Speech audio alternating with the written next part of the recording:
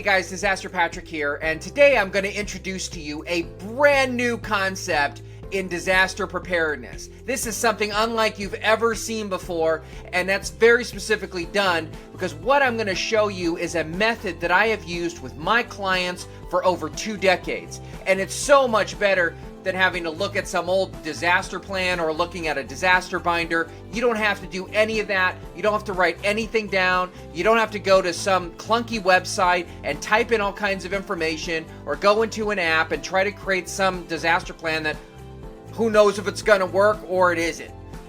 What I'm gonna do is I'm gonna focus you around a disaster backpack.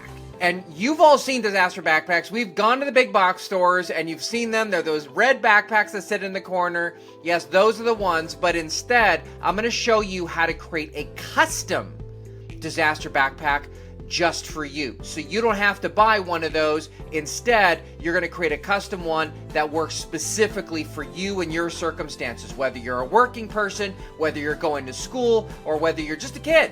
Anything like that. So this disaster backpack is going to be your headquarters in a disaster. No matter what's going on around you, whether it's a tsunami, it's a hurricane, it's an earthquake, it's a hazardous material spill, or anything in between, a power outage, a fire, a wildfire, that backpack is going to be your center. It is going to be what you are going to rely on. It is going to be your headquarters. Everything is in there to get you recovered. And the method I'm going to show you over the next 30 days is what I call the 5-pocket method. The 5-pocket method is a simple method that I have used with my clients when I design this backpack, because many times they say, well, if you're going to introduce a backpack, then why can't I just buy one at the store? And I say, don't buy that one at the store because those ones are useless and the equipment is usually of terrible quality. But I want you to collect equipment and supplies that work best for you. And so the 5-pocket method goes into 5 different categories. And in each one of the days, I'll talk about different pockets. And in each one of those, you're going to discover specific items that you should be thinking about in your disaster backpack. But it goes beyond that. Because in the end, I don't know you. I've never met you before, probably. So as a result, you're going to have to look at your life and say, here's some things that based on some of the ideas that Disaster Patrick has given me, these are some things I know I need to collect. So for example, I don't know, maybe you wear glasses. And so in one of the videos, I'm going to be talking about various personal items that you should absolutely have in your backpack. And I may say, you need to have glasses. If you have extra pair of glasses, maybe you should put that in there. But again, that may not apply to every other person.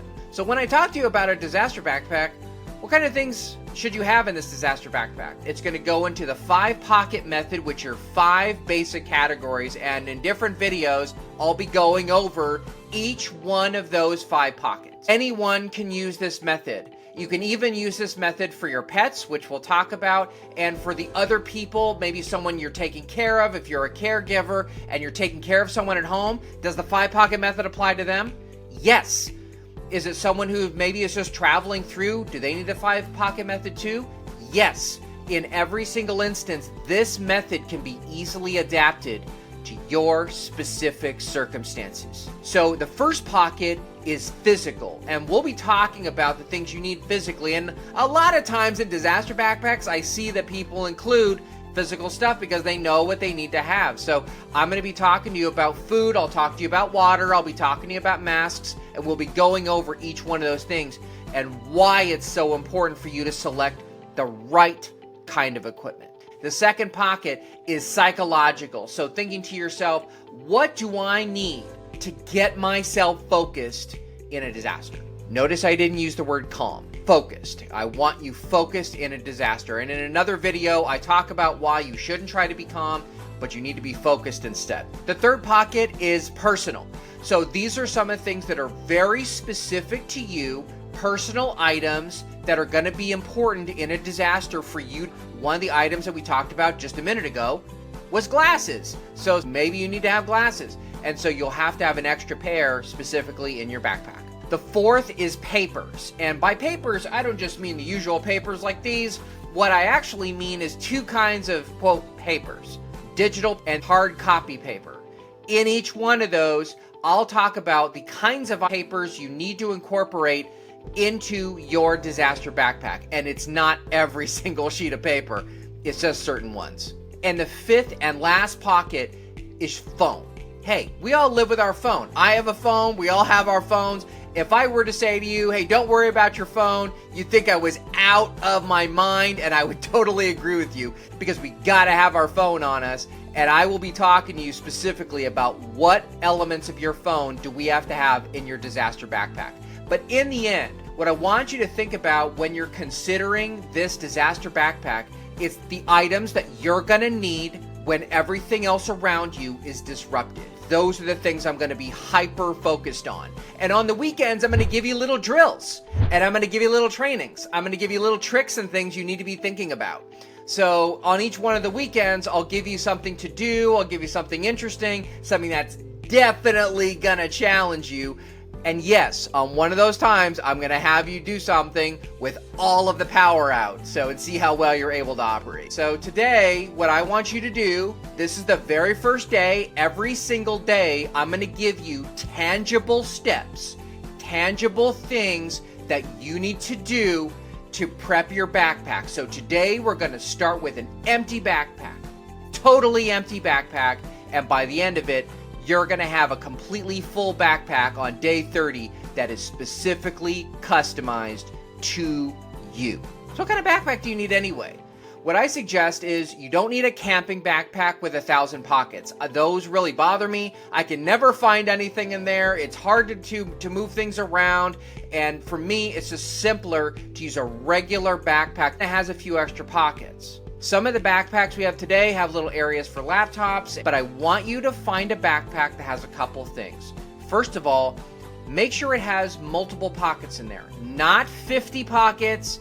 If it has just 5 pockets, fantastic, but if it has a few more, that's okay. But don't make it where it's just one backpack with just one little pouch.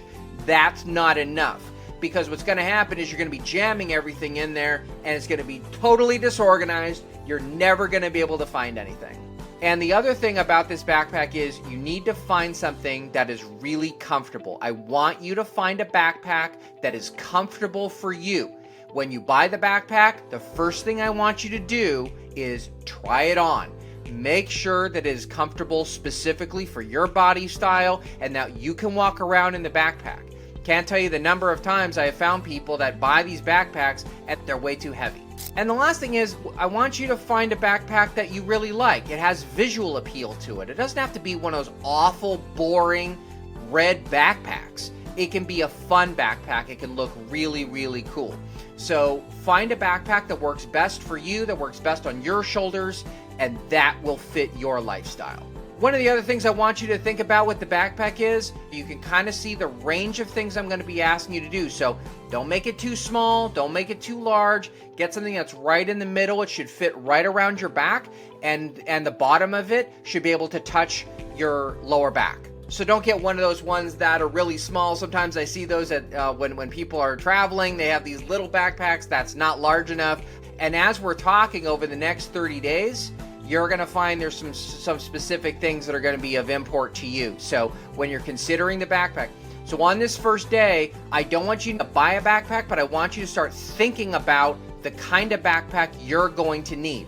At the end of the 30 days, after we've collected everything, then I want you to buy the backpack that's going to fit best for you. That's going to be the backpack you are going to use whether you're facing a hurricane, a tsunami, or an alien invasion. This is the backpack that you're going to be relying on. This is Disaster Patrick, and remember, prepare for a disaster, and you'll never experience one.